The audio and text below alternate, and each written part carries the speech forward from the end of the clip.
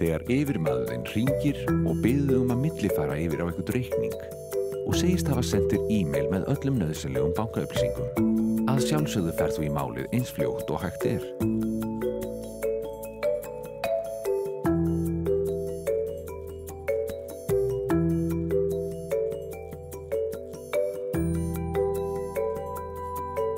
En áður en þú gerir eitthvað, vertu þá alveg vissum að pósturinn hafi komið af réttu netfangi.